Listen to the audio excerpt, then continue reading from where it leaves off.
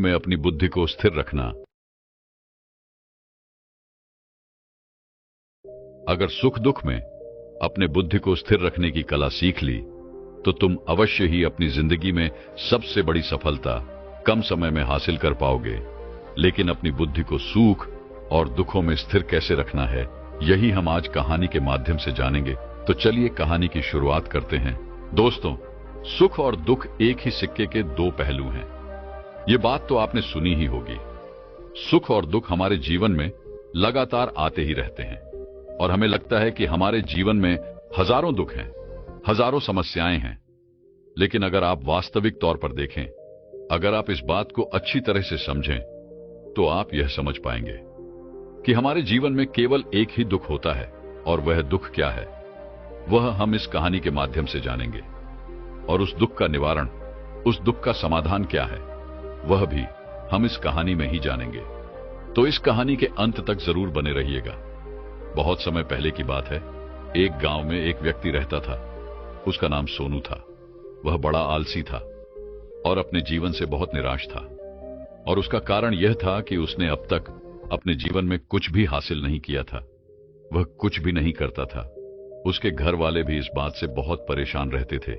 वह चाहते थे कि वह बाहर जाकर कुछ अच्छा काम करे, कोई अच्छी नौकरी कर ले, लेकिन वह उनकी एक नहीं सुनता था। उसके घर वाले दूसरों का उदाहरण देकर उसे ताने मारते थे, उसे तरह तरह की बातें कहते थे, लेकिन उसे कोई फर्क नहीं पड़ता था। जबकि उसके सारे मित्र कामयाब हो चुके थे। कोई अच्छा व्यापार कर रहा था तो कोई अच्छी नौकरी कर रहा था, जिस कारण जब भी वो लोग मिलते तो वे लोग अपनी बढ़ चढ़कर बढ़ाई किया करते। लेकिन सोनू कुछ नहीं करता था, जिस कारण जब भी कोई उससे पूछता कि तुम क्या कर रहे हो, तो वह कुछ नहीं कह पाता।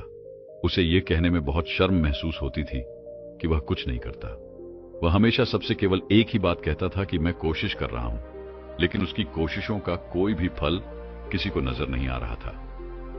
देखते ही देखते अब ऐसा समय आ चुका था कि सोनू सभी से मुंह छिपाता फिरता, ताकि कोई उससे यह ना पूछ ले कि तुम क्या करते हो, जिस कारण वह कभी किसी के सामने भी नहीं आता था।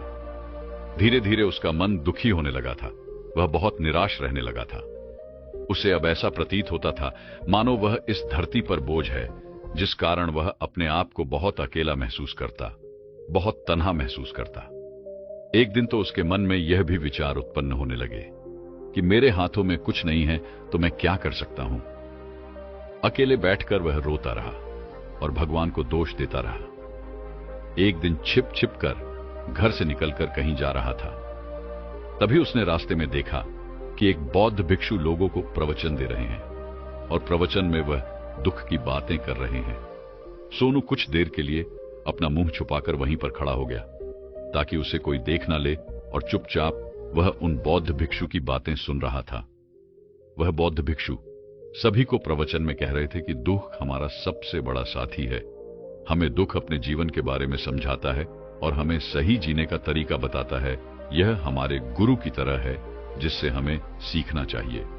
आप चाहें तो अपने जीवन में अपने दुखों को अपना गुरु बना सकते हैं और उससे सीख सकते हैं, या फिर आप चाहें तो अपने दुखों पर बैठकर रो सकते हैं।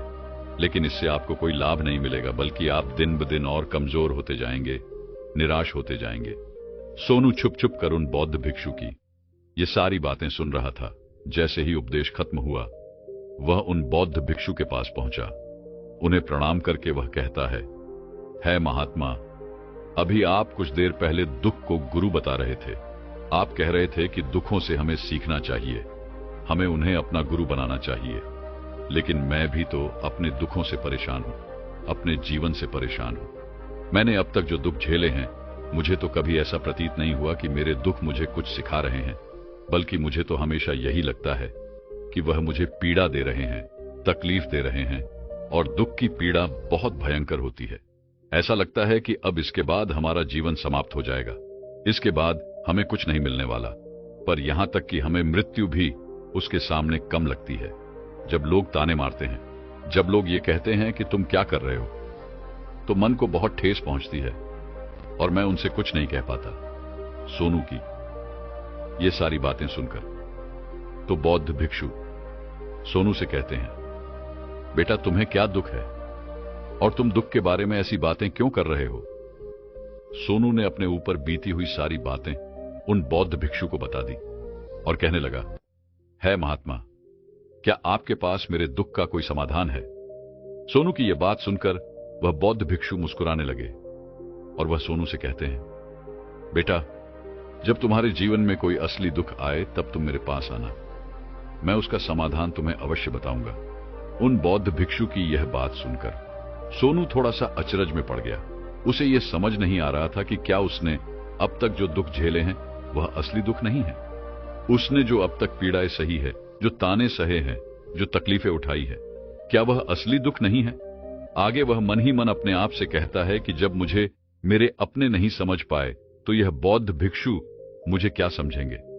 इतना सोचकर वह वहां से चला गया। सभी लोगों के ताने सुन सुनकर सोनू बहुत थक चुका था। वे बहुत निराश हो चुका था, जिस कारण उसने निर्णय लिया कि वह अब कुछ करके दिखाएगा। उसने अपने पिता से थोड़ा सा कर्ज लिया और उस कर्ज से उसने एक व्यापार शुरू किया। उसके पिता बहुत खुश थे कि कम से कम मेरा बेटा कुछ करने का प्रयास तो कर रहा है, लेकिन उसे व्यापार में कोई सफलता नहीं मिल रही थी, जिस कारण वह बहुत ही हताश हो चुका था। वह बहुत निराश हो चुका था। उसे यह समझ नहीं आ रहा था कि वह क्या करे, किस तरह से अपने व्यापार को आगे बढ़ाएं। तभी उसके पिता ने उससे कहा, बेटा कोई बात नहीं, इसी तरह से प्रयास करते रहो, आज नहीं तो कल सफलता अवश्य मिलेगी। सोनू ने अपने पिता की बात मानी और अपने व्यापार में और भी कड़ी मेहनत करने लगा। धीरे धीरे उसे सफलता मिलने लगी और फिर उसने रफ्तार पकड़ ली। देखते ही देखते केवल 3 सालों के अंदर वह एक बहुत बड़ा व्यापारी बन गया। अब उसके पास धन दौलत की कोई कमी नहीं थी।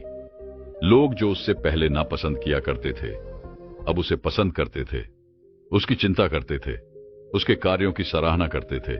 उसके माता पिता भी अब अपने बेटे से बहुत खुश थे और उसकी सफलता से वह अत्यंत प्रसन्न थे। धीरे धीरे सोनू के मित्रों की संख्या लगातार बढ़ती जा रही थी। सोनू के कुछ मित्रों ने उसे यह भी सलाह दी कि उसे अपना व्यापार और तेजी से बढ़ाना चाहिए, उसे और फैलाना चाहिए। जब तुम आज केवल इस नगर के सबसे बड़े व्यापारी हो, तब तुम इतना खुश हो, तुम्हारे साथ ये सारे लोग हैं। वहीं पर तुम सोचो कि जब तुम इस राज्य के सबसे बड़े व्यापारी बन जाओगे, तब तुम्हारे यहां पर लोगों की भीड़ लग जाएगी। लोग तुमसे मिलने के लिए समय निकालेंगे। यहां तक कि इस राज्य का राजा भी तुमसे मिलना चाहेगा, तुम्हारी तारीफ करेगा, और यदि कभी ऐसी जरूरत आन पड़ी तो वह तुमसे धन भी उधार लेने के लिए अवश्य आएगा। सोनू को अपने दोस्तों की यह बात बहुत पसंद आई। सोनू ने सोचा कि मेरे मित्र सही कह रहे हैं, मुझे अपने व्यापार को और बड़ा करना चाहिए और फैलाना चाहिए, तभी तो हर कोई मेरे बारे में जान सकेगा, हर कोई मुझे पहचानेगा। उसने बिना देरी किए अपने समय को बिना करवाएं अपने व्यापार में और मेहनत करने लगा। लेकिन अब की बार उसके मन में धैर्य नहीं था, जिस कारण उसने कुछ अनुचित कदम उठाए ताकि उसका व्यापार जल्दी से जल्दी और बड़ा हो जाए। उसने कई लोगों से अधिक मात्रा में धन उधार ले लिया, जिससे उसके ऊपर अब काफी आरण हो चुका था।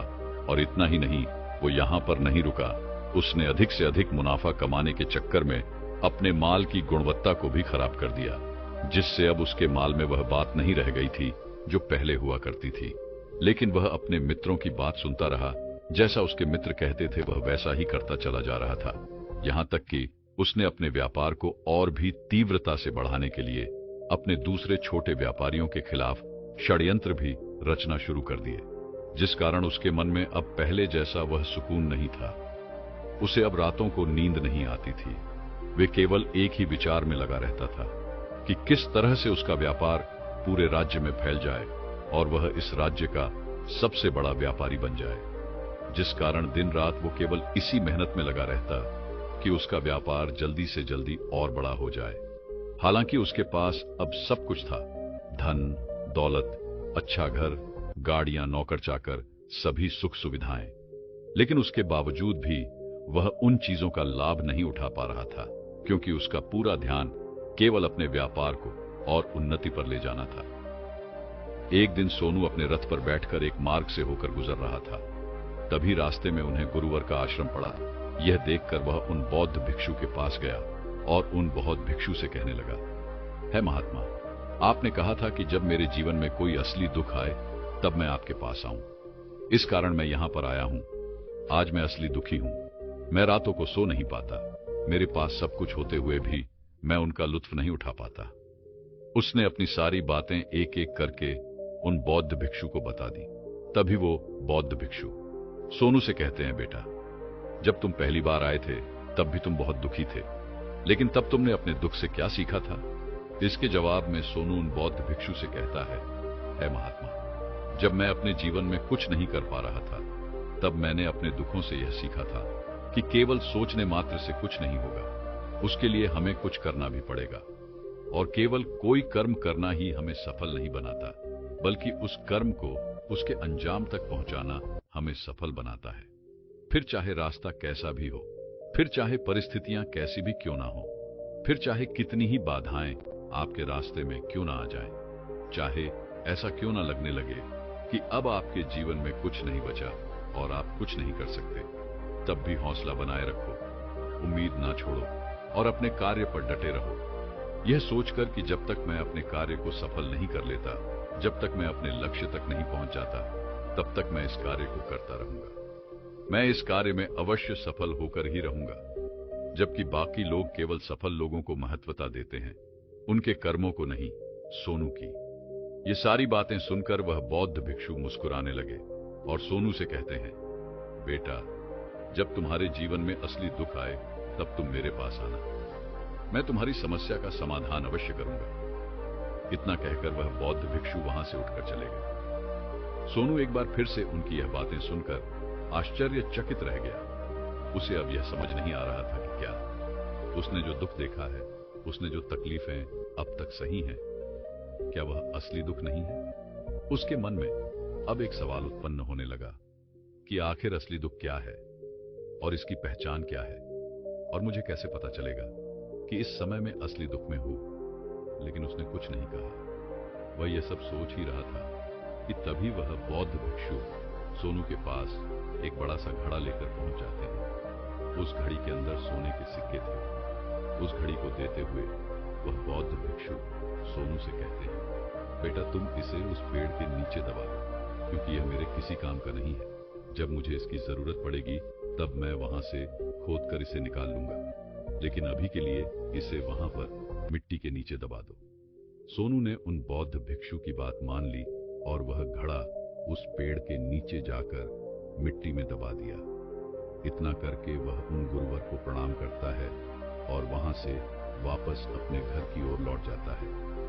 धीरे धीरे समय बीतता गया। समय के साथ साथ सोनू व्यापार में और भी ज्यादा उन्नति कर चुका था, लेकिन माल की गुणवत्ता अच्छी न होने के कारण अब उसके व्यापार में घाटा होने लगा। और धीरे धीरे ऐसा समय आया कि उसका व्यापार पूरी तरह से चौपट हो गया। अब उसके पास कुछ नहीं बचा था, बल्कि उसने जो कर्जे लिए थे वो कर्जे भी अब उसे चुकाने थे। लेकिन वह तो यह सोचकर निश्चित था कि उसने जो कुछ भी कर्जे लिए हैं वो कर्जे उसने अपने मित्रों से लिए हैं, जिस कारण वो उन्हें लौटाने में थोड़ी देर अवश्य कर सकता है। वह तो यह सोच रहा था कि उसके मित्र उसका बुरे समय पर साथ देंगे, लेकिन सबसे पहले उसके मित्र ही उससे अपना कर्ज वापस लौटाने की मांग करने लगे। तब सोनू को एहसास हुआ कि कोई भी अपना नहीं है। उसने अपने मित्रों से उस कर्ज को लौटाने के लिए थोड़ी सी मोहलत मांगी, लेकिन सोनू के किसी भी मित्र ने उसे कर्ज लौटाने के लिए वह मोहलत नहीं दी, बल्कि वे लोग उसे जान से मारने की धमकी देने लगे। अपने मित्रों के मुख से यह सब सुनकर सोनू बहुत ही आश्चर्यचकित रह गया। वो जो कुछ सोच रहा था सब कुछ उल्टा पड़ गया। जिस व्यापार के चलते उसके इतने मित्र बने थे, उसने इतने शुभचिंतक बने थे, वे सब उससे दूर जाने लगे थे। हर कोई उससे पीछा छुड़ाना चाहता था, कोई भी उसका साथ नहीं देना चाहता था। धीरे धीरे उसकी सारी संपत्ति नीलाम हो गई। अब उसके पास कुछ नहीं बचा था। वह सड़क पर आ चुका था। उसने हार मानकर अपने माता पिता से कहा, पिताजी, मेरी मदद कीजिए, मेरे ऊपर बहुत आरण है, मुझे उसे लौटाना है, कृपा करके मुझे थोड़ा सा धन दे दीजिए। इस पर सोनू के पिता ने सोनू से कहा, बेटा, मेरे पास तो ले देकर बस यही एक छोटा सा घर है। अगर यह भी मैं तुम्हें दे दूं, यदि मैं इसे भी बेच दूं, तो मैं और तुम्हारी मां कहां रहेंगे? हमें भी दर दर की ठोकरें खानी पड़ेगी। हमें भी सड़कों पर भीख मांगनी पड़ेगी। ले देकर अब हमारे पास केवल यही संपत्ति बची है, इसीलिए मैं तुमसे क्षमा मांगता हूं। अपने माता पिता के मुख से यह सुनकर सोनू चुपचाप वहां से चला गया और मन ही मन वह यह सोच रहा था कि अब मेरे पास कुछ नहीं बचा। जो था वह तो सब लुट गया, बर्बाद हो गया। अब मैं जीकर क्या करूंगा? अब मेरे पास केवल एक ही रास्ता है जिससे मैं अपने कर्जदारों से अपना पीछा छुड़ा सकता हूं। यह सोचता हुआ वह एक ऊंची पहाड़ी की ओर पहुंचा।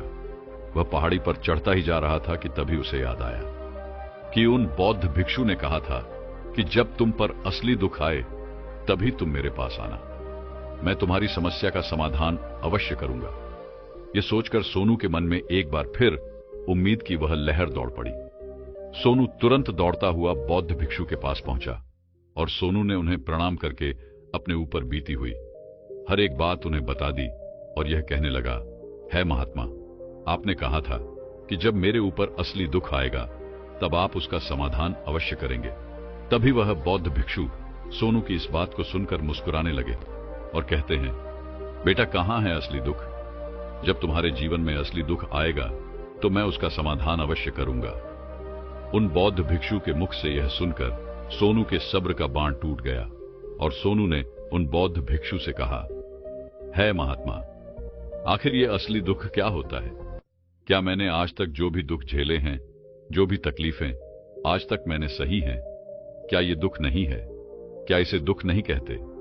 तभी वह बौद्ध भिक्षु सोनू से कहते हैं, बेटा, पहले तुम मुझे यह बताओ कि तुमने अपने दुख से क्या सीखा है। इसका जवाब देते हुए सोनू उन बौद्ध भिक्षु से कहता है महात्मा, मैंने तो यही देखा है कि जो लोग तुम्हारी तरक्की में तुम्हारा पीछा करते हैं, तुम्हारे साथ जुड़ते हैं, वो लोग तुम्हें अवश्य धोखा देंगे, क्योंकि ऐसे लोग बुरे समय पर तुम्हारा साथ नहीं देने वाले, बल्कि तुम्हारा फायदा उठाने का ही वह प्रयास करेंगे। इसलिए ऐसे लोगों पर भरोसा न करें, बल्कि जो लोग तुम्हारी असफलता के समय पर, तुम्हारे बुरे समय पर तुम्हारे साथ खड़े हैं, वही तुम्हारे असली मित्र हैं और वही तुम्हारे साथ रहते हैं। और ऐसे लोग तुम्हें बहुत कम मिलते हैं, और जिन्हें भी ऐसे लोग मिलते हैं उन्हें हमेशा उनकी कद्र करनी चाहिए। आगे सोनू उन बौद्ध भिक्षु से कहता है कि जब तुम कोई कार्य कर रहे हो तो उसे पूरी ईमानदारी से करो, धैर्य रखो, लालच ना करो और अपने लक्ष्य तक पहुंचने के लिए किसी के लिए भी कोई षड्यंत्र ना रचो, क्योंकि ऐसा करने से तुम्हारे साथ ही बुरा होगा और तुम ही हमेशा नुकसान में रहोगे।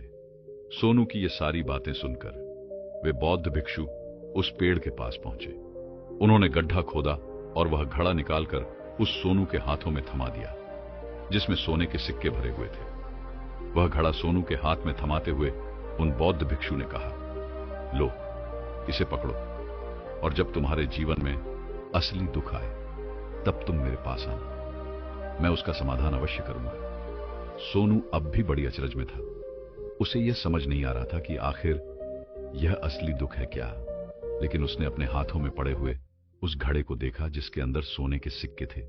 यह देखकर उसे मन ही मन यह लगा कि चलो, अब तो थोड़ी सी राहत अवश्य हो जाएगी।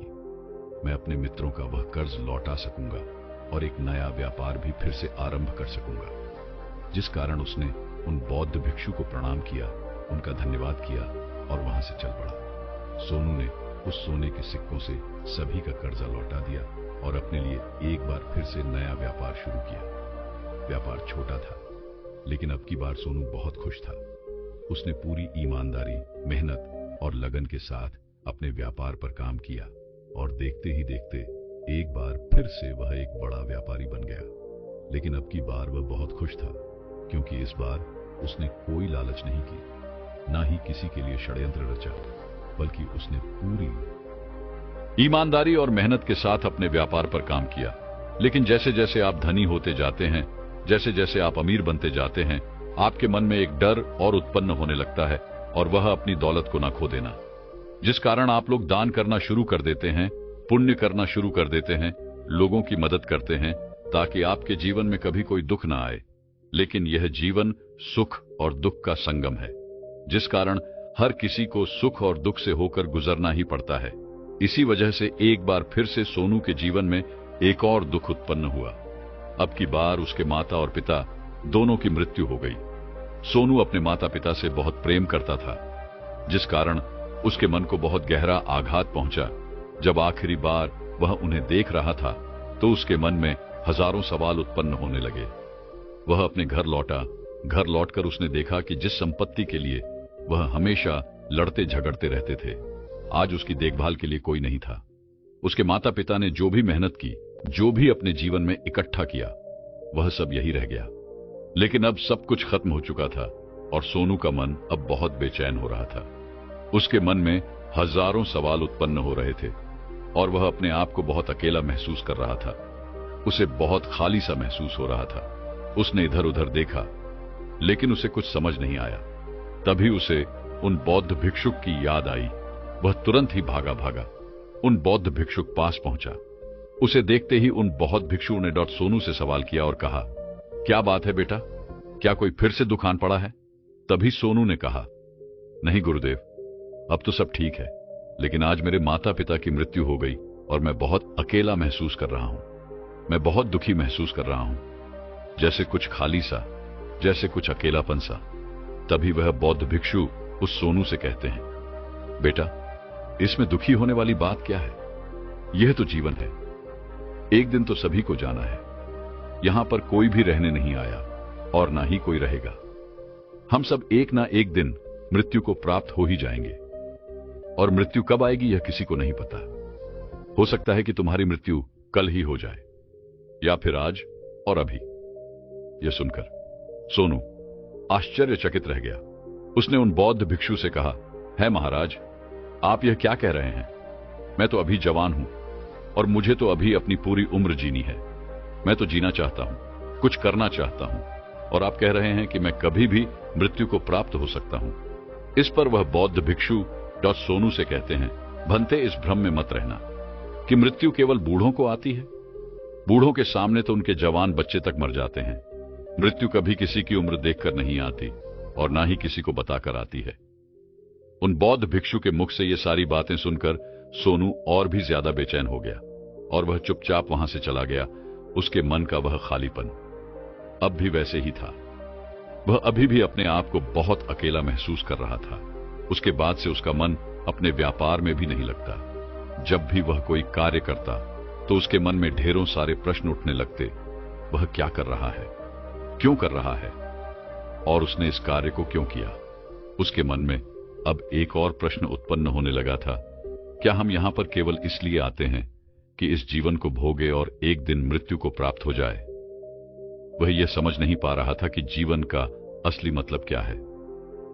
उसने कई विद्वानों से पूछा, अपनी तरफ से जो मुमकिन हो सकता था खोजबीन की, लेकिन उसे कोई भी जवाब नहीं मिल पा रहा था। और जब उसे कोई जवाब नहीं मिला तो उसका दुख और भी बढ़ गया, जिस कारण उसके मन की बेचैनी और भी बढ़ चुकी थी। और अब उसे यह समझ नहीं आ रहा था कि वह क्या करे, कहां जाए, किससे पूछे। तभी उसे फिर से उन बौद्ध भिक्षु की याद आई। वह एक बार फिर से उन बौद्ध भिक्षु के पास पहुंचा और उसने अपने मन की सारी बातें उन रूबरू उनको बता दी। तभी वह बौद्ध भिक्षु मुस्कुराने लगे और सोनू से कहते हैं, बेटा, आज पहली बार तुम्हारे जीवन में असली दुख उत्पन्न हुआ है। वास्तव में तो यही है जिसे हम दुख कह सकते हैं, जो दुख कहलाने लायक है, कि हमें पता ही नहीं हम क्या कर रहे हैं, कहां जा रहे हैं, क्यों जा रहे हैं, वह कौन है, क्या है, क्यों है, हम क्या करना चाहते हैं। तभी सोनू ने कहा, है महात्मा, मेरे इस दुख का समाधान कीजिए, मुझे इस दुख का निवारण दीजिए। तभी वह बौद्ध भिक्षु सोनू से कहते हैं, भंते, हम मनुष्य अपने जीवन भर केवल सब कुछ इकट्ठा करने में लगे रहते हैं, फिर चाहे वो संपत्ति हो, मान सम्मान हो, परिवार, प्रेम, मित्र, शत्रु, मान, प्रतिष्ठा, इन सब के पीछे हम अपना पूरा जीवन लगा देते हैं। लेकिन हम ये भूल जाते हैं कि इनमें से कोई भी चीज हमारे साथ नहीं जाने वाली। तभी सोनू ने कहा, है महात्मा, आप सही कहते हैं। मेरे माता पिता की मृत्यु के बाद उनका सब कुछ यहीं पर रह गया। वह अपने साथ कुछ भी ना ले जा सके, उनका सब कुछ यही छूट गया। तभी वह बौद्ध भिक्षु मुस्कुराने लगे और सोनू से कहते हैं, भंते, जो कुछ भी मैं तुमसे कह रहा हूं, इसे ध्यान से समझने का प्रयास करना कि हम इस दुनिया में जो कुछ भी इकट्ठा करते हैं उसे हम कभी भी इकट्ठा करते ही नहीं। सभी चीजों को देखते हैं, लेकिन वास्तविकता में हमें जिस चीज को इकट्ठा करना चाहिए उसकी तरफ हमारा ध्यान ही नहीं जाता, और वह है हम खुद, ताकि जब तक हमारा अंतिम समय आए तब तक हम अपने आप को समझ सकें, पहचान सकें। हम सबके अंदर क्रोध, लालच, लोभ जैसी कई वासनाएं हमारे अंदर घर करके बैठ जाती हैं, जिस कारण हम अपने जीवन को टुकड़ों में जीते हैं और हमारी चेतना कभी एक नहीं हो पाती। हम कभी एक जगह सोच नहीं पाते, समझ नहीं पाते, और हमारी ऊर्जा शक्ति भी पूरी तरह से छिन्न भिन्न हो जाती है। और आजकल के इस दौर में हमारे पास तो इतना भी समय नहीं कि हम एक पल निकाल करके एक पल के लिए मुड़कर अपने आप को देख सके, अपने आप को समझ सके। वास्तविकता में हर कोई यहाँ पर अपने जीवन पर केवल दुख दुख कहकर चिल्लाता रहता है, उसका समाधान निकालने का हर मुमकिन प्रयास करता है, लेकिन जिसे हम दुख समझते हैं वह तो दुख है ही नहीं। तो इसका समाधान आपको कहां से मिलेगा? ये तो परिस्थितियां हैं जिसके कारण हम अपने आप को दुखी समझते हैं, अपने आप को तकलीफ में समझते हैं। जैसे ही हम एक परिस्थिति से निकलते हैं, हम किसी दूसरी परिस्थिति में फंस कर रह जाते हैं। दोस्तों, स्वागत है आपका हमारे चैनल सिद्धार्थ इंस्पायर पर। तो चलिए प्रारंभ करते हैं आज की बातों और ज्ञानमयी आध्यात्मिक धारा को। बहुत समय पहले की बात है। किसी राज्य में एक राजा रहता था। उस राजा के घर एक पुत्र का जन्म हुआ। वह उस राजा का इकलौता पुत्र था और वह अभी बहुत छोटा था। दूसरी तरफ राजा ने उसके पूरे जीवन की लकीरें बना दी थी। वह क्या होगा, कैसे बनेगा, क्या करेगा, उसे किस तरह से एक प्रभावशाली राजा बनना होगा, इस तरह की कई सारी बातें राजा ने पहले से ही सोच रखी थी। लेकिन वह राजा यह भूल चुका था कि हम में से हर एक व्यक्ति अलग रूप, रंग और अलग व्यवहार के साथ जन्म लेते हैं, और वही हमारे जीवन की धारा होती है, एक नदी की तरह साफ और स्वच्छ। उस धारा को हमने खो दिया है और अपना लिया है भीड़ तंत्र द्वारा दिया गया, क्योंकि यह हमें अत्यधिक सुरक्षित लगता है। क्योंकि इस भीड़ में हम अपने आप को सुरक्षित मानते हैं। हमें कुछ नया जानना अच्छा नहीं लगता। हम तो केवल इस भीड़ के साथ चलकर अपने आप को सर्वश्रेष्ठ समझते हैं। उस लड़के का भी एक व्यवहार था। उसे राज्य का राजा नहीं बनना था। उस लड़के का मन तो बहुत नाजुक था। वह जल्द ही करुणा से भर जाता था। हिंसा से उसे आनंद नहीं आता था। उसे तो चित्र बनाना और नृत्य करना अत्यधिक पसंद था। यही उसकी जीवन धारा थी। यदि वह उस पर चल तो संपूर्णता को प्राप्त करता। लेकिन उसके पिता को यह सब बिल्कुल पसंद नहीं, जिस कारण वह राजा अपने बच्चे से नाराज रहने लगे। उसने हर वह जतन कर दिया जिससे उसका बच्चा सम्राट बनने के लिए आगे बढ़ सके, उसमें सम्राट के सर्वश्रेष्ठ गुण आ सके। लेकिन उस लड़के को कोई फर्क नहीं पड़ रहा था। ऐसे ही धीरे धीरे समय बीतता गया और समय के साथ साथ अब वह युवराज बड़ा होने लगा था। लेकिन जैसे जैसे युवराज बड़े हो रहे थे, उनके मन में, उनके दिमाग में समाज की यह बातें घर करती चली जा रही थीं। अब वह बाहर के बारे में सोचने लगे थे, लेकिन अब भी उनका व्यवहार पहले जैसा ही था, और यह बात उस राजा को बिल्कुल पसंद नहीं थी। और इसी वजह से वह राजा अपने पुत्र को ताने मारता, अपशब्द कहता। वह कभी कभी इतना क्रोधित हो जाता कि अपने पुत्र से कहता, तुम्हारे जैसा पुत्र होने से तो अच्छा था कि मेरा कोई पुत्र ही नहीं होता। क्या तुम जानते हो, जब लोग यह सुनते हैं कि तुम्हारा पुत्र नृत्य करना पसंद करता है, चित्र बनाना पसंद करता है, तो लोग मुझ पर कितना हंसते हैं, मुझ पर क्या बीती है। क्या तुम जानते हो वह मेरे बारे में कैसी कैसी बातें करते हैं, और यह सब तुम्हारी वजह से है। राजा के पुत्र को अपने पिता की यह बात लग गई। उसके बाद उसने निश्चय किया कि वह अपने पिता की बातों का पालन करेगा। वह अपने पिता की आज्ञा का पालन करेगा। उसके पिता जैसा उसे बनाना चाहते हैं वह वैसा बनकर रहेगा। एक बार जब उसके पिता खुश हो जाएंगे तो वह वापस अपने साधारण जीवन को जीने लगेगा। उस दिन से ही युवराज ने बहुत प्रयास किए, निरंतर अभ्यास किया, और आखिरकार वह एक ऐसा योद्धा बन गया जिसे हराना नामुमकिन था। उसने कई ऐसी लड़ाइयां लड़ी जिन्हें जीतना नामुमकिन था, लेकिन वह अपने पराक्रम के दम पर विजय हुआ। और जब भी वह विजय होकर वापस अपने महल लौटता तो उसे यही लगता कि अब तो उसके पिता उससे अत्यधिक प्रसन्न हो जाएंगे। लेकिन हर बार जब वह विजय होकर घर लौटता तो उसके पिता उसे केवल एक ही बात कहते, बेटा तुम्हें तो अभी और सीखना है, अभी तुम पूर्ण रूप से एक योद्धा नहीं बने हो। और इसी वजह से वह अपने पिता की नजरों में पूरा बनने के लिए दिन रात मेहनत करता, अपनी पूरी ताकत लगा देता। लेकिन ऐसा समय कभी नहीं आया जिससे राजा को अपने बेटे पर गर्व हो, और धीरे धीरे वह पुत्र अपने आप को भुला चुका था कि वह क्या है और वह क्या करना चाहता है। धीरे धीरे उसके अंदर की करुणा क्रूरता बन चुकी थी। दोस्तों, हमारे साथ भी हमारे जीवन में कुछ ऐसा ही होता है। लोगों की परवाह करते करते, जिम्मेदारियां निभाते निभाते हम अपने आप को ही भूल जाते हैं और एक ऐसी जिंदगी को अपना ले जो हमारी है ही नहीं।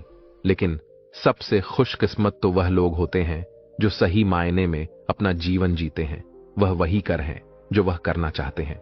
एक दिन की बात है, वह युवराज अपने राज्य में भ्रमण कर रहा था कि तभी उसकी नजर एक युवती पर पड़ी, और वह युवती अत्यधिक सुंदर थी, जिसके प्रति वह युवराज आकर्षित होते चले जा रहे थे। उस युवती को देखकर युवराज के मन में प्रेम उमड़ने लगा। उन्होंने उस युवती को अपने राजमहल बुलाया और उस युवती के सामने उन्होंने तरह तरह के हीरे जवाहरात के ढेर लगा दिए, और फिर उस युवती से कहते हैं, मैं तुमसे प्रेम करता हूं और मैं तुमसे विवाह करना चाहता हूं। यह जो कुछ भी तुम देख रही हो, यह सब तुम्हारा है। बस मेरे विवाह के प्रस्ताव को स्वीकार कर लो। इस पर वह युवती क्रोधित होकर युवराज से कहती है, हे युवराज, मैं आपसे प्रेम नहीं करती, भला यह कंकड़ पत्थर लेकर मैं क्या करूंगी? यदि आप सच में मुझसे प्रेम करते हो तो मुझे आपकी सबसे प्रिय चीज चाहिए। क्या आप मुझे दे सकोगे? इस पर वह युवराज कहता है, सुंदरी, जो कुछ तुम चाहो वह मैं तुम्हें देने के लिए तैयार हूं। इस पर युवती कहती है, हे युवराज, मुझे आपका यह राजमहल, यह राजपाट, यह शानो शौकत नहीं चाहिए। मैं तो एक साधारण सी युवती हूं और मैं आपसे भी यही चाहती हूं। क्या आप मेरे साथ एक साधारण युवक बनकर जीवन व्यतीत कर पाएंगे? क्या मेरे साथ एक साधारण युवक बनकर चल सकेंगे? अपना यह राजपाट, यह शानो शौकत, क्या आप छोड़ सकेंगे? उस युवती की यह बात सुनकर वह युवराज बहुत सोच में पड़ गया, और उस युवराज को देखकर वह युवती हंस पड़ी और कहने लगी, हे युवराज, यह आपकी धन दौलत, यह आपका साम्राज्य, हमारी जिंदगी में कुछ नहीं। धन दौलत, मान सम्मान, पद प्रतिष्ठा ही प्रेम की कसौटी बन जाता है। आपने तो देखा ही होगा, जिसके पास जितनी ज्यादा धन दौलत होती है, मान सम्मान होता है, पद प्रतिष्ठा होती है, लोग उसे ही अधिक प्रेम करते हैं, उसकी अधिक फिक्र करते हैं, हमेशा उसके साथ खड़ रहे, उसका सम्मान करते हैं। लेकिन यह सब सच नहीं होता। वास्तविक तौर पर तो वे लोग उस धन दौलत के अधीन होते हैं, उस धन दौलत का सम्मान कर रहे होते हैं, उस राजपाट का, उस पद प्रतिष्ठा का, उस मान सम्मान का आदर कर रहे होते हैं। वे लोग उसकी वाह वाह कर रहे होते हैं, उसी की प्रशंसा कर रहे होते हैं, जो कि एक दिखावा है, जो कि एक झूठ है। और इन सभी झूठों के पीछे हम अपना पूरा जीवन यूं ही व्यतीत कर देते हैं। हम सब इनके पीछे भागते रहते हैं, फिर चाहे वह कोई गरीब हो या फिर कोई अमीर। लेकिन आखिरी सांस तक ना तो कोई गरीब से प्रेम करना चाहता है और ना ही उसकी कोई फिक्र करता है। लेकिन यदि आप किसी को धन दौलत, मान सम्मान, पद प्रतिष्ठा दिखाएंगे तो वह अवश्य ही आपकी झूठी तारीफ करेगा, और वह आपका झूठा सम्मान भी करने के लिए तैयार रहेगा। वह आपसे केवल इसलिए जुड़ा रहेगा क्योंकि उसे वे सारी चीजें पसंद हैं, ना कि आप। उस युवती की यह सारी बातें सुनकर युवराज एक बार फिर से कुछ देर के लिए सोच विचार करने लगते हैं, और कुछ देर बाद वह उस युवती से कहते हैं, मैं तुम्हारे साथ चलने के लिए तैयार हूं, जैसा तुम चाहती हो। मैं एक साधारण जीवन जीने के लिए तैयार हूं, बस मैं अपने माता पिता को इसकी सूचना देना चाहता हूं।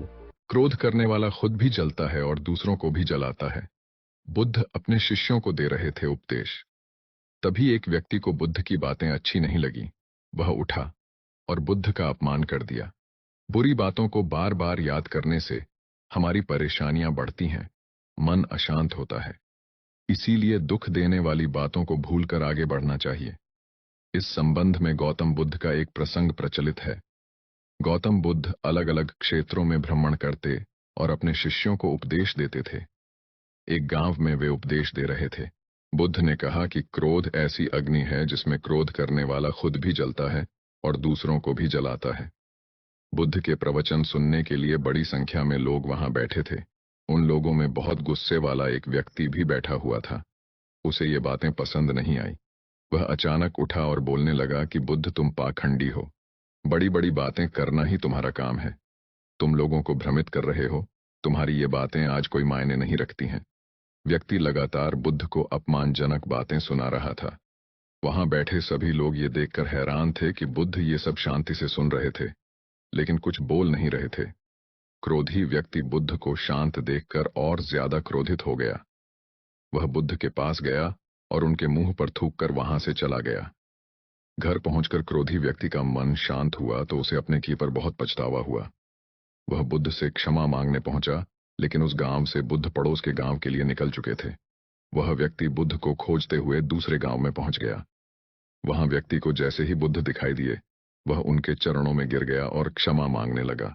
बुद्ध ने उस व्यक्ति से पूछा, तुम कौन हो और क्षमा क्यों मांग रहे हो?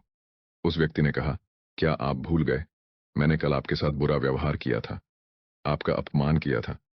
बुद्ध ने कहा, बीता हुआ कल मैं वहीं छोड़ आया हूं और तुम अभी भी वहीं रुके हुए हो। तुम्हें गलती पर पछतावा है, तुमने पश्चाताप कर लिया, अब तुम निष्पाप हो गए हो। बुरी बातें याद करते रहने से हमारा आज बर्बाद हो जाता है। इस आदत की वजह से भविष्य भी बिगड़ सकता है। इसीलिए बीते हुए कल की बातों को भूलकर आगे बढ़ना चाहिए। दुनिया में जो तरक्की हो रही है या देश में कोई तरक्की करता है तो उसे जरूर देखना चाहिए, चाहे घर की टीम हो या बाहरी लोगों को मिलाकर बनाई हुई हो। जहां जहां अच्छे समूह बन गए वहां वहां तरक्की हो गई। ऐसा ही देखा गया है। आपके आसपास जितने लोग तरक्की पसंद हैं वो मिलकर ही काम करते होंगे, उनका टीम वर्क अच्छा होगा। एक परिवार था, वो गरीब था, खाने को कुछ नहीं था। काफी सोचा कि काम मिले, मगर काम नहीं मिला। 2 बच्चे थे, बीवी थी। एक दिन उन्हें विचार आया कि इस गांव में काम मिलना मुश्किल है, चलो कहीं और चलते हैं। इस इरादे से वे एक दिन गांव छोड़कर चल दिए। रात का समय था, रास्ता भी जंगली था। सोचा वृक्ष के नीचे रात गुजारी जाए। आदमी ने अपने एक लड़के को लकड़ी चुनने तथा दूसरे को पानी लाने के लिए भेज दिया तथा बीवी को चूल्हा बनाने के लिए कहा और उसने जगह साफ कर दी। चारों ने अपने अपने काम कर लिए। चूल्हा जलाया गया, पानी गर्म होने लग गया। वृक्ष के ऊपर हंस रहता था। वो सोचने लगा, यह कैसा मूर्ख है, इन्होंने चूल्हा तो जला दिया मगर इनके पास पकाने को तो है ही नहीं कुछ भी। हंस ने उनसे पूछा, तुम्हारे पास पकाने को क्या है? वो आदमी बोला, तुझे मार के खाएंगे। हंस बोला, मुझे क्यों मारोगे? आदमी बोला, हमारे पास न पैसा है और न ही सामान, तो क्या करें? हंस सोच में पड़ गया। इन्होंने चूल्हा भी जला लिया है, सब कर्मशील है, मुझे तो यह खा ही जाएंगे। तो हंस बोला, अगर मैं आपको धन दे दूं तो मुझे छोड़ दोगे? घर का स्वामी बोला, हाँ छोड़ देंगे। हंस कहने लगा, मेरे साथ चलो, मैं तुम्हें धन देता हूं। हंस उनको थोड़ी दूर ले गया और चोंच से इशारा किया और कहा कि यहां से निकाल लो। उन्होंने गड्ढा खोदा और वहां से धन निकाल लिया। हंस का धन्यवाद करके वापस अपने गांव आ गए और एक ही दिन में खूब मौज से रहने लग गए। अब उनके घर में किसी चीज की कमी नहीं थी। पड्डड़ होसी ने देखा कि इस परिवार के पास ऐसी कौन सी चीज आ गई जो इनके पास इतना कुछ आ गया। उसने छोटे लड़के को बुलाकर सारी बात पूछ ली कि पैसा कहां से आया है। उनके भी 2 बच्चे थे, उन्होंने भी ऐसी योजना बनाई और चल दिए। उन्होंने वह उसी वृक्ष के नीचे डेरा लगा लिया। आदमी ने अपने बड़े लड़के को कहा, लकड़ी लाओ तथा छोटे लड़के को पानी लाने के लिए कहा, परंतु दोनों आनाकानी करने लगे। बीबी ने भी कहा कि मैं थक चुकी हूं। जैसे जैसे पानी लकड़ी इकट्ठी हो गई और पानी गर्म होने लगा। हंस फिर आया और बोला, तुम्हारे पास खाने को तो नहीं है तो फिर पानी गर्म कर रहे हो? आदमी बोला, तुझे मार कर खाएंगे। हंस मुस्कुरा उठा और बोला, मारने वाले तो 3 दिन पहले आए थे, तुम अपना समय खराब मत करो, घर जाओ। तुम मुझे क्या मरोगे, तुम तो आपस में ही लड़ रहे हो। जिन्होंने दूसरों को जितना होता है वे खुद नहीं लड़ते। संसार का नियम भी ऐसा ही है। जिन लोगों ने तरक्की करनी है वे मिलकर चलते हैं और आज भी संसार में उनका ही बोलबाला है। जो आपसी तालमेल में रहते हैं वे ही समाज रूपी हंस को जीत सकते हैं। बुद्ध के जीवन की एक घटना है। उन्होंने नियम बना रखा था कि वे अपने संघ में स्त्रियों को स्थान नहीं देंगे। स्त्रियों के लिए भिक्षु होने की दीक्षा उन्होंने वर्जित कर रखी थी। एक समय गौतम बुद्ध एक गांव में ठहरे हुए थे। वहां महाप्रजापति गौतमी उनके पास पहुंची। उन्होंने बुद्ध से कहा, आप स्त्रियों को भी दीक्षा दें, किंतु बुद्ध ने अस्वीकार कर दिया। अनेक स्त्रियां इकट्ठी हुई और उन्होंने विचार किया कि कैसे गौतम बुद्ध से स्वीकृति प्राप्त की जाए। स्त्रियों ने निर्णय लिया कि स्वयं सेविकाएं बनकर गौतम बुद्ध के समक्ष पहुंचा जाए। गौतमी ने अपने बाल काटे, भिक्षु के वस्त्र पहने और अनेक स्त्रियों के साथ बुद्ध के सामने पहुंच गई। उनकी यह मांग थी कि स्त्रियों को भी दीक्षा दी जाए। बुद्ध ने उनकी बात को स्वीकार नहीं किया। स्त्रियां निराश हुई। जब बुद्ध के एक शिष्य आनंद ने स्त्रियों को देखा, उनके पांव सूजे हुए थे, उन पर धूल चढ़ी हुई थी, उनकी आंखों से आंसू बह रहे थे। उन्होंने पूछा, क्या बात है? स्त्रियों ने कहा, बुद्ध उनके धर्म और नियम के अनुसार हमें भिक्षु होने की दीक्षा नहीं दे रहे हैं। जब आनंद ने व्यक्तिगत रूप से बुद्ध से निवेदन किया, बुद्ध को उन्होंने याद दिलाया, इस समय यह सामाजिक मान्यता है कि स्त्रियां मोक्ष की अधिकारी नहीं हैं, पुरुषों के मुकाबले निम्न हैं। तो क्या आप भी यह मानते हैं और इसलिए उन्हें दीक्षित नहीं कर रहे हैं? बुद्ध का उत्तर था, मुझे गलत न समझा जाए। मेरी मान्यता है कि पुरुष की तरह ही स्त्री भी निर्वाण प्राप्त कर सकती है, लेकिन मैं कुछ व्यावहारिक कारणों से स्त्रियों को संघ में शामिल करने और दीक्षा देने की स्वीकृति प्रदान नहीं कर रहा हूं। आनंद का उत्तर था, सिद्धांत और व्यवहार में परिवर्तन करना चाहिए। बुद्ध को बात झंझ गई और उन्होंने यह घोषणा की, जो स्त्रियां भिक्षु होना चाहेंगी उन्हें कुछ नियमों का पालन करना होगा। स्त्रियों ने स्वीकार किया और तब से स्त्रियां भी बौद्ध बनने लगीं।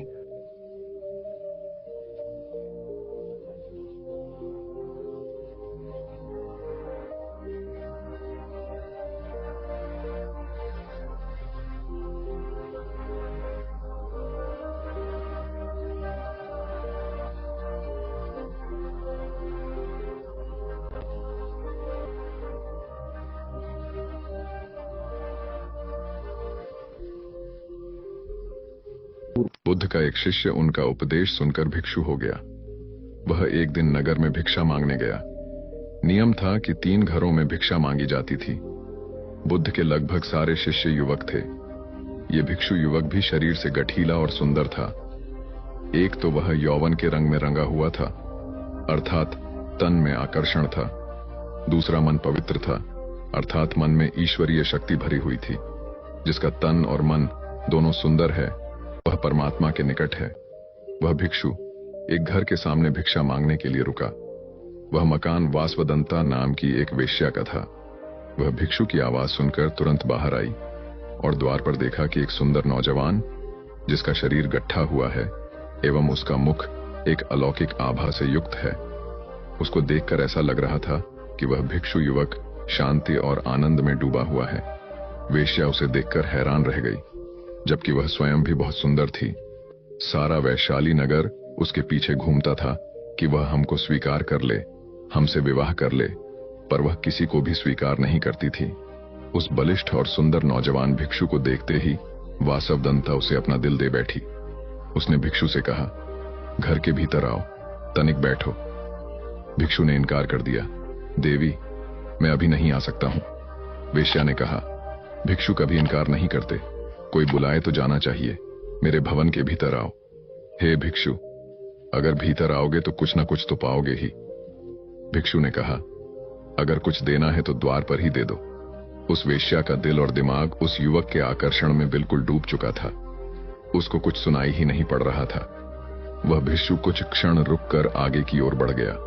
दासी ने आकर कहा, अब द्वार पर कोई नहीं है, भीतर चलो। वासवदंता को तंद्रा टूटी। वह बहुत दुखी और पीड़ित हुई। जब स्त्री के प्रणय निवेदन को कोई पुरुष ठुकरा देता है तो उसकी हालत बड़ी खराब हो जाती है। वासवदंता ने अपने जीवन में एक ही बार एक ही पुरुष के प्रति लगाव रखा था। उसने भी इनकार कर दिया। दिल टूट गया। उसने नृत्य बंद कर दिया, गाना बंद कर दिया। जो दिन भर मुस्कुराती थी और लोगों का मनोरंजन करती थी, वह सुंदरी वासवदंता बिल्कुल मौन हो गई। भवन के द्वार सबके लिए बंद हो गए। वह किसी से भी नहीं मिलती थी। कई धनाढ्य लोगों के निमंत्रण आते थे, आओ हमारे उत्सव में खुशियां बिखेर दो, किंतु वह इनकार कर देती थी। एकांत को उसने अपने जीवन का साथी बना लिया। दासी अच्छा अच्छा भोजन बनाती थी, पर उसकी भूख और प्यास को वह भिक्षु मानो सदा के लिए ले गया हो। वासवदंता को रात दिन वह भिक्षु याद आता था। वह बहुत कमजोर हो गई और बीमार रहने लगी। कहते हैं कि चिंता चिता से बड़ी होती है। चिता एक बार जलाती है और चिंता सदैव जलाती रहती है। वह कहीं आती जाती नहीं थी। एक ही स्थान पर लेटे लेटे उसके शरीर में कई जख्म हो गए। उसकी सुंदरता क्रूरता में बदल गई। अब उसे कोई देखना भी पसंद नहीं करता था। बहुत समय के बाद फिर वही भिक्षु उस नगर में पुनः आया। उसे मालूम पड़ा कि वासवदंता बहुत बीमार है, उसकी हालत बहुत खराब है। भिक्षु उसके द्वार पर गया। दासी ने जाकर कहा कि वही भिक्षु आए हैं। वासवदंता ने दासी से कहा, यहां पर मत आने दो। जब मैं सुंदर युवती थी, बहुत खूबसूरत थी, तब मेरा निवेदन स्वीकार न किया। अब मैं बदसूरत और बीमार हो गई हूं। अब मैं इनके सामने कैसे जाऊं? नहीं जाऊंगी। पर भिक्षु आ गए। हे देवी, आज तुझे मेरी जरूरत है। उस समय तुमको मेरी जरूरत नहीं थी।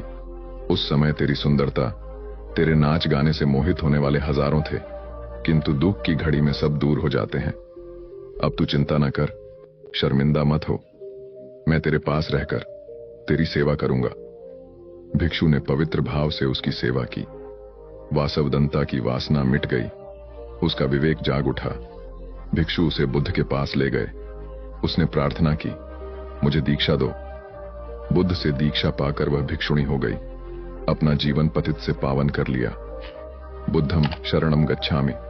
जिंदगी में सफलता उसी को मिलती है जो इन बातों को दिमाग से निकाल देता है। वह बातें कौन सी है, वही हम आज एक रोचक कहानी के माध्यम से जानेंगे। तो चलिए शुरुआत करते हैं।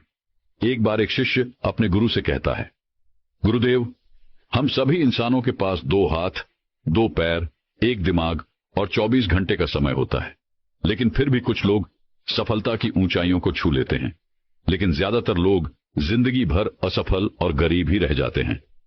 तो आखिर ऐसा क्यों होता है गुरुदेव?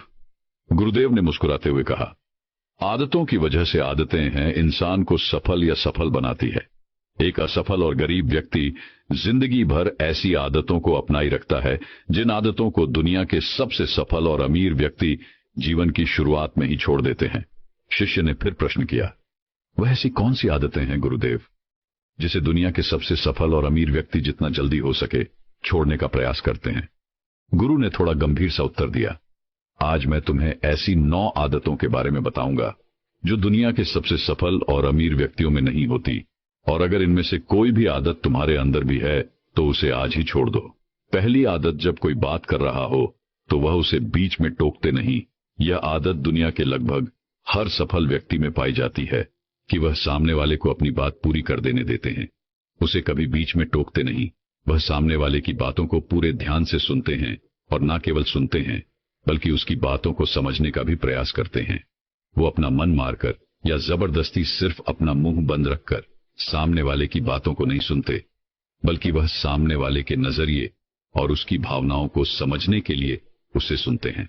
क्योंकि अगर कोई जबरदस्ती अपना मुंह बंद रखकर सामने वाले को सुनने का प्रयास करता है तो उसके अंदर घुटन होनी शुरू हो जाती है, और फिर वह अपने घुटन को कम करने के लिए फिर थोड़ी देर बाद हर बात पर लोगों को टोकना शुरू कर देगा।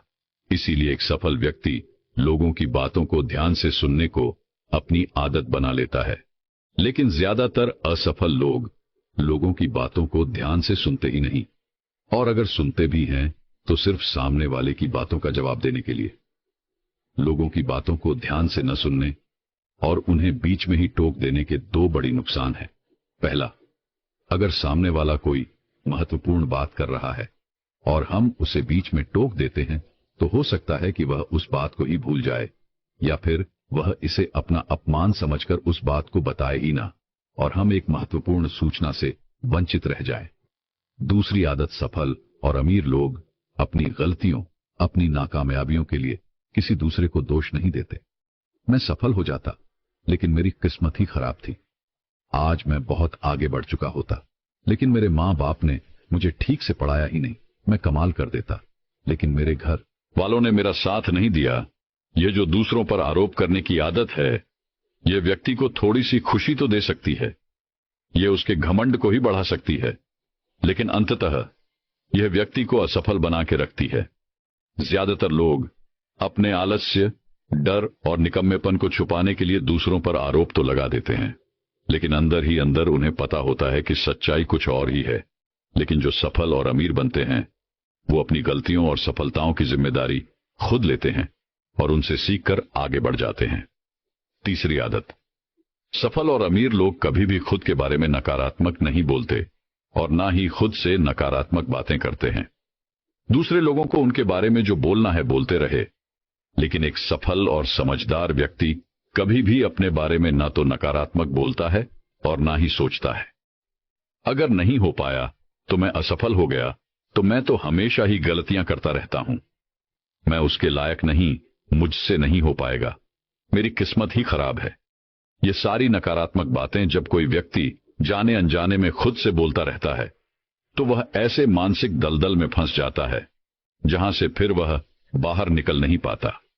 इसीलिए जब भी तुम्हारे दिमाग में इस तरह के नकारात्मक विचार आएं, तो खुद को उनसे बचाने के लिए कुछ सकारात्मक करना शुरू कर दो, जैसे किताबें पढ़ना, व्यायाम करना, अपनी सांसों पर ध्यान देना या किसी अच्छे व्यक्ति से बात करना इत्यादि। चाहे कुछ भी करो, लेकिन खुद से नकारात्मक बातें मत करो। एक सफल और समझदार व्यक्ति कभी भी खुद से ऐसी बातें नहीं करता, क्योंकि वह जानता है कि व्यक्ति जैसा खुद के बारे में सोचता है और बोलता है, वह वैसा ही बनता चला जाता है। चौथी आदत, सफल और अमीर लोगों के निश्चित लक्ष्य और प्राथमिकताएं होती हैं। अगर तुम्हारे पास कोई लक्ष्य नहीं है तो तुम आगे कैसे बढ़ोगी? अगर किसी को यह नहीं पता कि उसे जाना कहां है और वहां पहुंचने के लिए उसे क्या क्या अपनाना और क्या क्या छोड़ना है, तो फिर वह अपनी काबिलियत और जीवन की विशाल संभावनाओं को पहचान कैसे पाएगा? जिस व्यक्ति के पास सुबह बिस्तर से जल्दी उठने का कोई कारण ही नहीं है, उसका पूरा दिन फिजूल के कामों में ही बीतता है। एक सफल व्यक्ति सफल ही इसीलिए है क्योंकि उसने अपने जीवन का मकसद खोज लिया है और उस पर काम कर रहा है।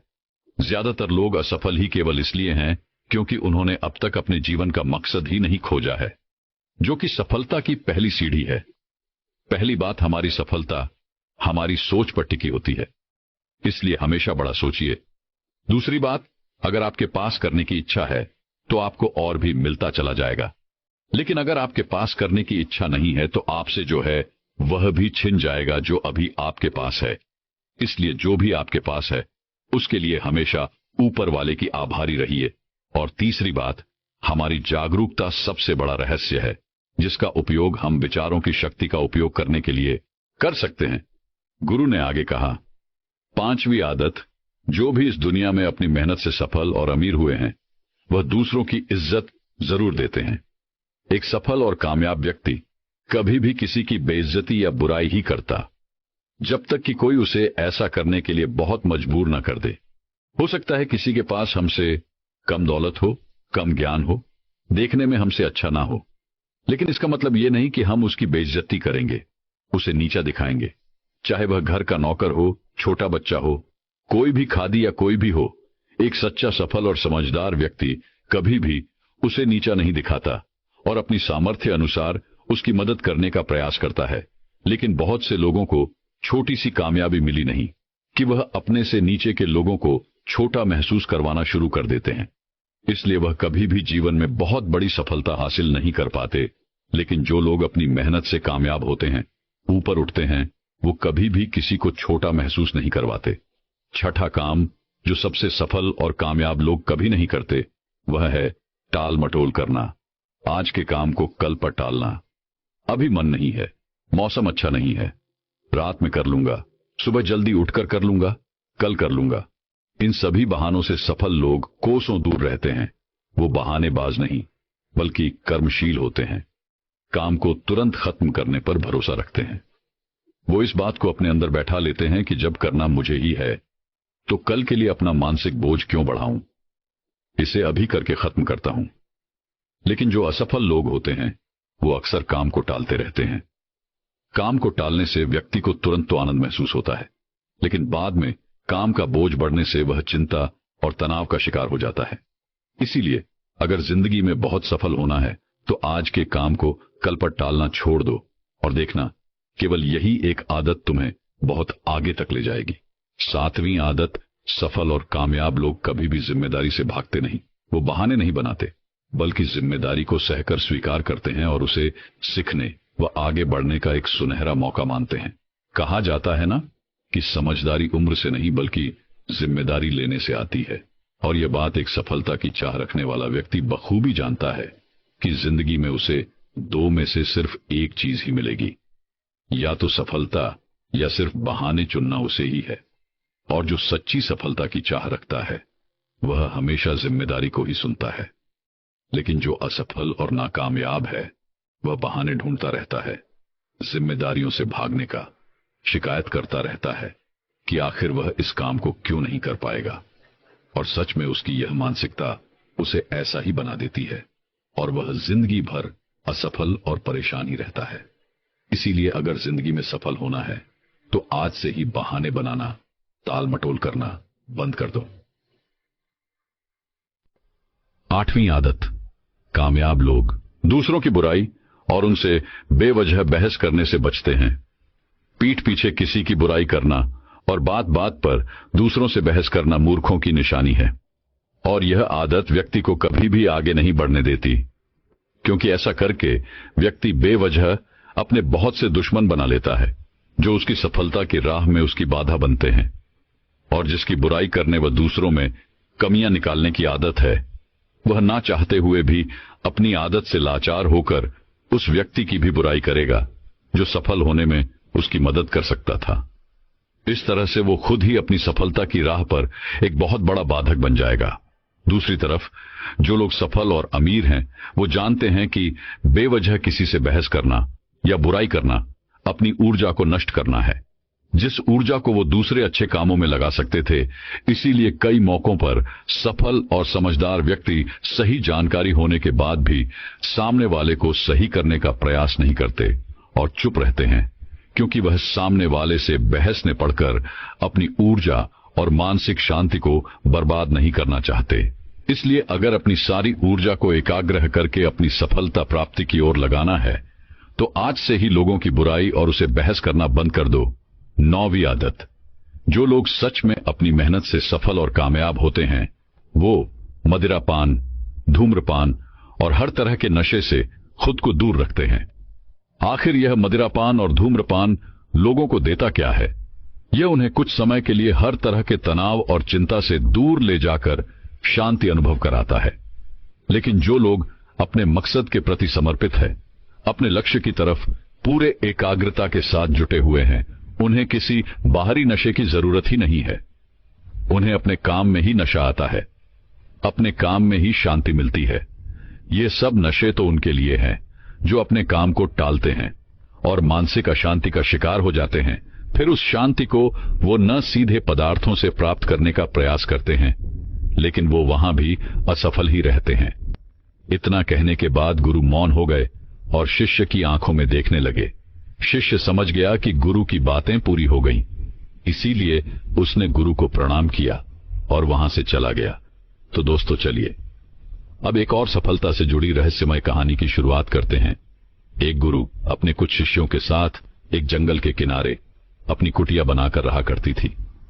एक सुबह उन्होंने देखा कि उनका एक शिष्य अपने हाथ में शेर का एक नवजात बच्चा लिए उनकी तरफ भागा चला आ रहा है। यह देखकर गुरु समेत आश्रम के बाकी सभी शिष्यों को बड़ी जिज्ञासा हुई। वो सभी बड़ी कोतवालिता के साथ गुरु के नजदीक आने का इंतजार करने लगे। गुरु के समक्ष आते ही उस हिस्से ने गुरु को प्रणाम किया और कहा, गुरुदेव, आज सुबह जब मैं जंगल में लकड़ियां काटने गया तो रोज की तुलना में थोड़ा अंदर तक चला गया। मैं वहां जंगल में एक झाड़ी को काटने ही वाला था कि तभी मुझे उसके पीछे से किसी के गुर्राने की आवाज सुनाई पड़ी। मैं डरकर वहीं एक पास की चट्टान पर चढ़ गया, लेकिन तभी मुझे उस झाड़ी में से ये नवजात शेर का बच्चा निकलता हुआ दिखाई दिया।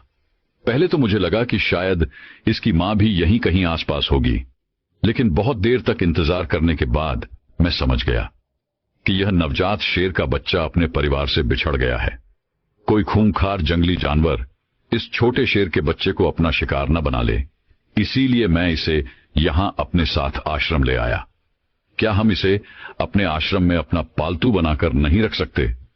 गुरुदेव, गुरु ने कहा, यह एक खूंखार जानवर की संतान है और इसे अपना पालतू बनाकर रखना खुद के पैर में कुल्हाड़ी मारने जैसा होगा।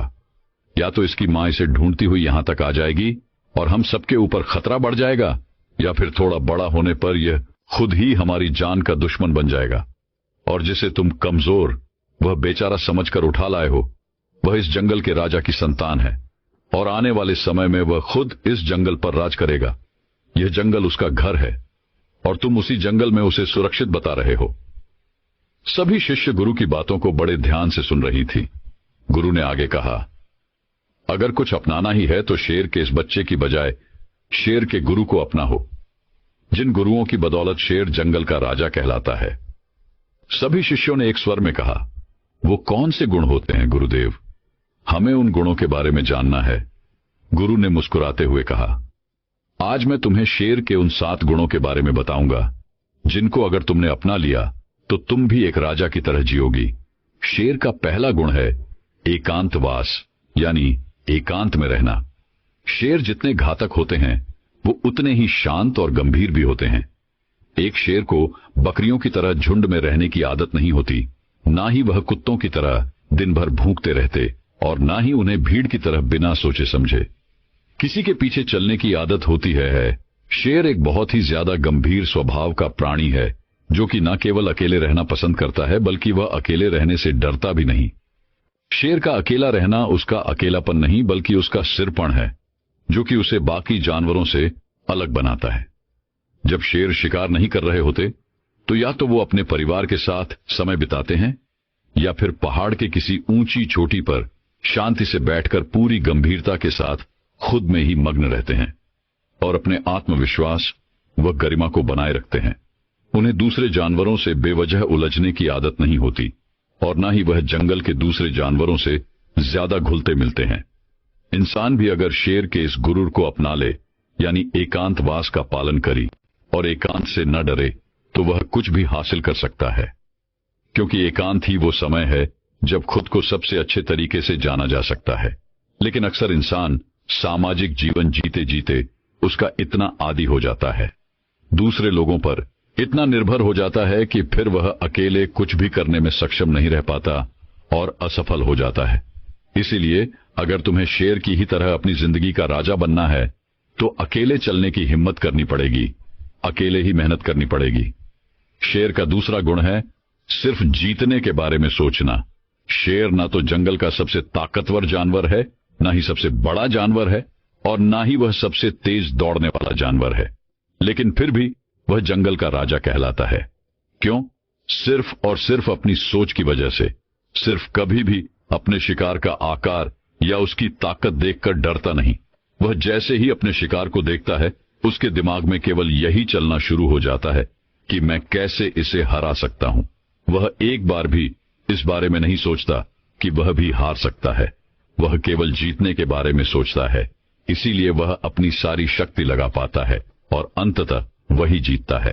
तो एक शेर को शेर बनाता है उसका जीतने का नजरिया। इंसान भी अगर शेर की तरह अपनी काबिलियत पर शक करना बंद कर दे और पूरे आत्मविश्वास के साथ अपने मन में जीत की सोच लिए लक्ष्य का पीछा करे, तो वह कोई भी लक्ष्य हासिल कर सकता है और बड़ी से बड़ी समस्याओं को भी मात दे सकता है। बस जरूरत है तो अपने नजरिए को बदलने की और एक जीतने वाले नजरिए रखने की। गुरु ने कहा, शेर का तीसरा गुण है सीखना। शेर का बच्चा भी बचपन में उतना ही कोमल और अबोध होता है जितना दूसरे जानवरों के बच्चे होते हैं, लेकिन शेर के अंदर बचपन से ही एक ऐसा गुण होता है जो चाहकर भी उसे दूसरे जानवरों जैसा नहीं बनने देता। वह उनकी तरह नहीं जी पाता और वह गुण है सीखना। शेर का बच्चा बचपन से ही सीखना शुरू कर देता है। वह अपने माँ बाप की हर गतिविधि को बड़े ध्यान से देखता है और उनसे सीखता रहता है। वह सीखता है कि छलांग कैसे लगाई जाती है, शिकार कैसे किया जाता है, खुद को ताकतवर कैसे बनाया जाता है, तेज दौड़ कैसे लगाई जाती है। भले ही वह छोटा होता है, कमजोर होता है, लेकिन उसकी नन्ही आंखें सब कुछ देख रही होती हैं और सीख रही होती हैं। इसी तरह हम सभी को भी अपनी जिंदगी में जितना जल्दी हो सके, जितना ज्यादा हो सके, सीखते रहना चाहिए, क्योंकि सीखना ही वह गुण है जो व्यक्ति को दूसरों से आगे और निरंतर चलायमान रखता है। दुनिया के सबसे सफल और महान लोग हमेशा सीखने के लिए उत्सुक रहे हैं और हर दिन कुछ न कुछ नया सीखने का प्रयास करते रहे हैं। ध्यान रहे, चाहे तुम्हारी उम्र कितनी भी हो जाए, लेकिन सीखना कभी बंद मत करना, किसी भी उम्र में, कहीं पर भी और किसी से भी। अगर कुछ सीखने को मिले, दुश्मन से भी अगर कुछ सीखने को मिले तो जरूर सीखना, क्योंकि तुम्हें नहीं पता कि आज सीखी हुई चीज कब जरूरत पड़ने पर तुम्हें मुश्किल से बाहर निकाल दे। तो शेर का यह गुण याद रखना कि जब तक जीवन है सीखते रहो। शेर का चौथा गुण है धैर्य। ऐसा नहीं है कि शेर किसी भी जानवर को अपना शिकार बना लेता है, बल्कि वह अपने शिकार को चुनने के बाद बहुत देर तक झाड़ी के पीछे छुपकर पूरे धैर्यपूर्वक सही समय और सही मौके का इंतजार करता रहता है। और वह दूर से पूरी धैर्यपूर्वक अपने शिकार की हर हरकत पर पूरी नजर बनाए रखता है और इंतजार करता है कि कब वह समय आएगा जब वह अपने शिकार पर पूरी ताकत के साथ हमला करेगा, ताकि उसका शिकार बचकर भागने ना पाए। कई बार तो शिकार करने से पहले शेर अपने शिकार को घंटों तक सिर्फ ताकता रहता है, सही मौके की इंतजार में। और अगर कोई जानवर का झुंड भी उसके सामने से निकलता है तो वह ऐसे ही किसी भी जानवर पर हमला नहीं कर देता, बल्कि वह पूरे झुंड में से किसी एक जानवर को चुनता है और फिर अपनी पूरी ताकत वह योजना के साथ ही उस पर हमला करता है। वह तब तक उस जानवर पर ही नजर बनाए रखता है जब तक वह उसे अपना शिकार नहीं बना लेता। अगर शेर बिना किसी योजना और धैर्य के ऐसे ही किसी भी जानवर पर हमला कर देगा और अपने शिकार को चूक जाएगा, तो फिर उसे जंगल का राजा कहलाने का कोई हक नहीं। इसी तरह हम इंसानों के जीवन में भी धैर्य और योजना का होना बहुत आवश्यक है। अक्सर क्या होता है कि हम बिना किसी योजना के लोग जैसा हमें बताते रहते हैं, हम वैसा करते रहते हैं। फिर कुछ समय बाद हमारा लक्ष्य बदल जाता है और हम इस काम को छोड़कर कुछ और करने लग जाते हैं। इस तरीके से हम किसी भी लक्ष्य को हासिल नहीं कर पाते। तो हमें भी शेर की तरह किसी एक लक्ष्य को निश्चित करके पूरे धैर्य के साथ उसे पाने का प्रयास करना चाहिए। शेर का पांचवा गुण है अभ्यास प्रशिक्षण। शेर को अगर कोई चीज शेर बनाती है तो वो है उसका लगातार अभ्यास करते रहना। जब शेर छोटा होता है तो वह अपने माँ बाप को शिकार करते हुए देखता है और उन्हें देखकर दूसरे छोटे शेरों के साथ शिकार का अभ्यास करता है।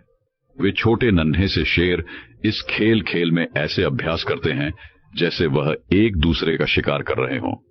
जब शेर धीरे धीरे बड़ा बुरा होता है तो वह पहले छोटे छोटे जानवरों को अपना लक्ष्य बनाता, ताकि उनका शिकार करने के बाद वो दूसरे बड़े बड़े जानवरों का शिकार करने का अधिकार जता सके। प्रशिक्षण यानी अभ्यास ऐसी चीज है जो व्यक्ति को कुछ भी बना सकती है। एक ध्यानी भी हर रोज ध्यान के अभ्यास के द्वारा ही खुद के भीतर उतर पाता है। एक योद्धा भी हर दिन अभ्यास करने के बाद ही एक महान योद्धा बन पाता है। अगर किसी ने सही प्रशिक्षण लिया है, सही अभ्यास किया है, तो वो बड़ी से बड़ी चुनौती को भी बड़ी आसानी से मात दे सकता है। इसीलिए हमारी जिंदगी का एक बहुत ही अहम गुण होना चाहिए और वह है अभ्यास। शेर का छठा गुण है निडरता। शेर भले ही जानवर का शिकार चुन चुनकर, छुपकर और मौका देखकर करता हो, लेकिन जरूरत पड़ने पर वो किसी से भी लड़ने के लिए तैयार रहता है। वो खुद की गरिमा और बादशाहत को बनाए रखने के लिए किसी के भी ललकारने पर कभी पीछे नहीं हटता और तुरंत उनका सामना करने के लिए तैयार हो जाता है। फिर उस जंग का परिणाम चाहे कुछ भी हो, लेकिन किसी भी लड़ाई को जीतने का जो पहला नियम है कि निडर होकर लड़ना, उस नियम का पालन करना एक शेर बखूबी जानता है। ठीक इसी तरह इंसानी जीवन में भी अगर इंसान किसी भी चुनौती से नहीं डरते, तब चुनौतियां हमसे डरना शुरू कर देती हैं।